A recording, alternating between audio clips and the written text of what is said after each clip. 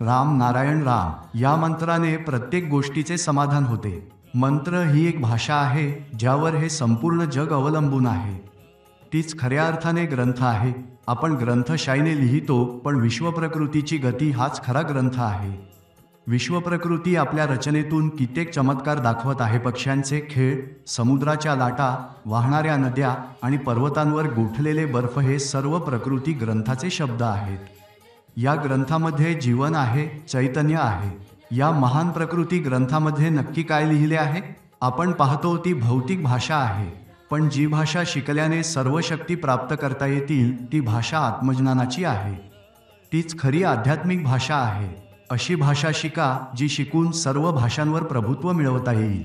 जसे विश्व आणि त्याची भाषा आहेत, तसेच ते निसर्गाचे सत्य आहे।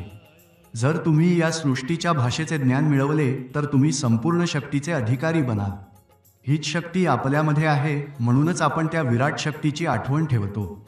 आपण एका बीजाच्या स्वरूपात आहोत। जेव्हा हे बीज वृक्ष बनेल तेव्हा त्याच्या शाखा फळफुलांसारख्या विकसित होतील आणि त्यात अणिमा, लघिमा, अंतर्यामित्व, सर्वव्यापकता, सर्वज्ञता यांसारख्या शक्ती प्रकट होतील।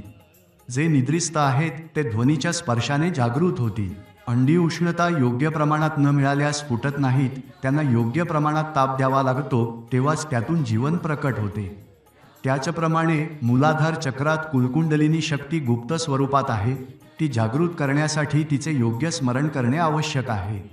जर आपण एका ठिकाणी टाईप केल्यावर हजारो मैल दूर अक्षरे छापली जात असतील तर आपले शरीरयंत्र मंत्रस्मरणाने शक्तीने का जागृत होऊ शकत नाही? राम नारायण राम हा मंत्र परिपूर्ण आहे। तो आपल्या जीवनाचा मार्ग आणि स्थिती बदलू शकतो।